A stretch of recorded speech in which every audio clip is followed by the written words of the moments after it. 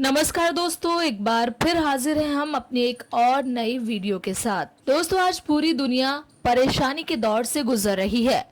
Corona महामारी के इलाज के तरीके इजाद किए जा रहे हैं। कामयाबी भले ही हाथ न लगी हो, लेकिन आशा की किरण जरूर नजर आई है और उस आशा की किरण का नाम है प्लाज्मा थेरेपी। ये नाम आपने भले ही पहली बार सुना हो, लेकिन इलाज की ये पद्धति नई नहीं है। करीब 120 साल पुरानी इस पद्धति के सहारे कोरोना जैसी महामारी से जंग की तैयारी चल रही है। 120 साल पहले यानी 1890 में जर्मनी के फिजियोलॉजिस्ट एमिल वॉन बेहरिम ने इसकी खोज की थी। इसके लिए उन्हें नोबेल सम्मान भी मिला और मेडिसिन के क्षेत्र में ये पहला नोबेल था। 1980 में स्पेनिश फ्लू के दौरान इस थेरेपी का इस्तेमाल किया गया। जब किसी बीमारी का कोई खास उपचार नहीं होता तो प्लाज्मा थेरेपी एक अहम भूमिका निभाती है। आज इस वीडियो में हम आपको बेहद अहम जानकारी देने वाले हैं। आप इस वीडियो में जानेंगे क्या है प्लाज्मा थेरेपी, कैसे की जाती है प्लाज्मा थेरेपी, प्लाज्मा थेरेपी में एंटीबॉडी का क्या योगदान है। इसके साथ ही हम आपको एंटीबॉडी के बारे में भी जानकारी देंगे और बताएंगे कि ये शरीर में कैसे बनते हैं और इलाज के दौरान एंटीबॉडीज कैसे लिए जाते हैं, कौन एंटीबॉडी दे सकता है। तो चलिए दोस्तों शुरू करते हैं। प्लाज्मा थेरेपी कोरोना का इलाज कर पाएगी या नहीं, ये वक्त तय करेगा, लेकिन ऐसा माना जा रहा है कि साल 2003 में सार्स और 2012 में मर्स वायरस का इलाज भी प्लाज्मा थेरेपी के जरिए किया गया। प्लाज्मा थेरेपी के बारे में बताने से पहले आपको बताते हैं कि प्लाज्मा क्या होता है। हमारा खून 4 चीजों से मिलकर बना होता है: red blood cell, white blood cell, platelets और प्लाज्मा। इसमें प्लाज्मा खून का तरल हिस्सा होता है। इसकी मदद से ही जरूरत पड़ने पर एंटीबॉडी बनती है। कोरोना अटैक के बाद शरीर वायरस से लड़ना शुरू करता है। ये लड़ाई एंटीबॉडी शुरू करती है जो प्लाज्मा की मदद से बनती है। अगर शरीर जरूरी एंटीबॉडी बना लेता है तो कोरोना मर जाता है। मरीज के ठीक होने के बाद एंटीबॉडी प्लाज्मा के साथ शरीर में ही रहती है, जिसे डोनेट किया जा सकता है।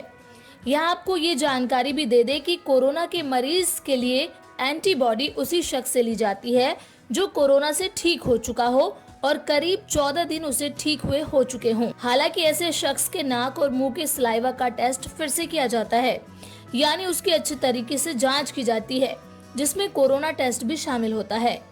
दोस्तों, यहाँ हम आपको एक जानकारी और दे दें कि हमारे शरीर में टॉन्सिल में एंटीबॉडी बनते हैं। अब आपका ये भी जानना बेहद जरूरी है कि एंटीबॉडी क्या होता है और शरीर में ये कैसे बनती है।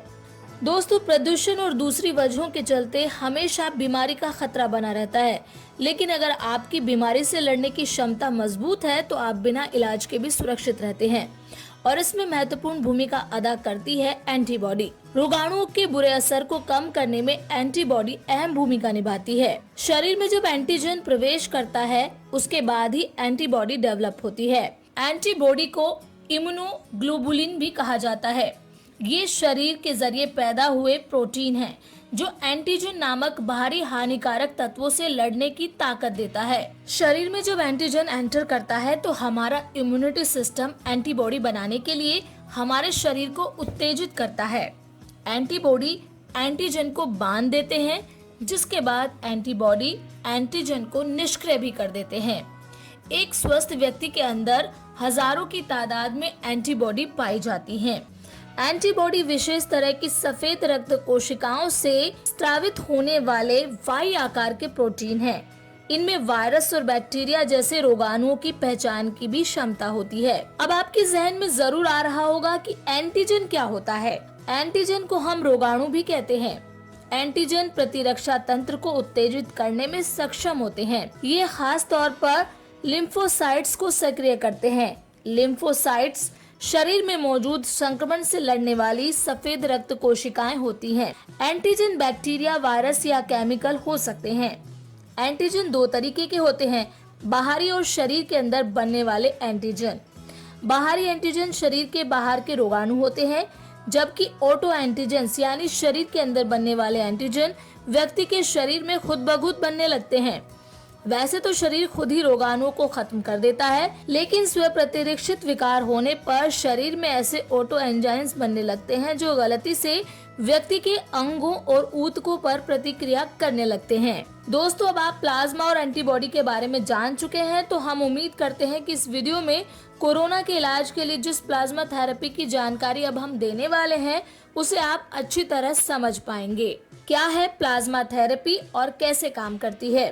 प्लाज्मा थेरेपी से कोरोना से जंग जीत चुके एक स्वस्थ व्यक्ति का प्लाज्मा लेकर कोरोना के सीरियस मरीज में इंजेक्ट किया जाता है, जिससे उसमें रोग से लड़ने की क्षमता आ जाती है। दरअसल कोरोना से ठीक हुए मरीज के प्लाज्मा में कोरोना से लड़ने के लिए प्राप्त एंटीबॉडीज होती है। यही वजह है कि जब उसका प्लाज्मा किसी ऐसे रोगी में इंजेक्ट किया जाता है जो कोरोना की बीमारी से जूझ रहा है और गंभीर स्थिति में है, तो उसमें कोरोना से लड़ने की क्षमता बढ़ जाती है। इस तकनीक में ठीक हो चुके रोगी के शरीर में एस्पोरिसिस विधि से खून निकाला जाता है। इस विधि में खून से सिर्फ प्लाज्मा या प्लेटलेट्स जैसे अवयवों को निकालकर बाकी खून को फिर से उस डोनर के शरीर में वापस डाल दिया जाता है। जानकारों के मुताबिक एक व्यक्ति के प्लाज्मा का इस्तेमाल 4 नए मरीजों को ठीक करने में हो सकता है। दरअसल एक व्यक्ति के खून से 800 मिलीलीटर प्लाज्मा लिया जा सकता है। वहीं कोरोना के बीमार मरीज के शरीर में एंटीबॉडीज डालने के लिए लगभग 200 मिलीलीटर तक प्लाज्मा चढ़ाया जा सकता है। इस तरह एक ठीक हो चुके व्यक्ति का प्लाज्मा 4 लोगों के उपचार में मददगार हो सकता है। मरीज के शरीर से प्लाज्मा उसके ठीक होने के 14 दिन के बाद ही लिया जा सकता है और उस रोगी का कोरोना टेस्ट एक बार नहीं बल्कि 2 बार किया जाता है। इतना ही नहीं, ठीक हो चुके मरीज का एलिजा टेस्ट भी किया जाएगा ताकि ये पता चल सके कि उसके शरीर में एंटीबॉडीज की मात्रा कितनी है। इसके अलावा प्लाज्मा देने वाले व्यक्ति की पूरी जांच की जाती है कि उसे कहीं कोई और बीमारी तो नहीं है। जानकारों का मानना है कि प्लाज्मा सभी रोगियों को देने की जरूरत नहीं है। जिन रोगियों की तबीयत ज्यादा खराब है उन्हीं को ये दिया जाएगा तो बेहतर है, क्योंकि देश में ठीक हो चुके रोगियों की संख्या बेहद कम है, जबकि नए मरीज तेजी से बढ़ रहे हैं। आइए दोस्तों, अब आपको एलिजा टेस्ट के बारे में भी बता देते हैं।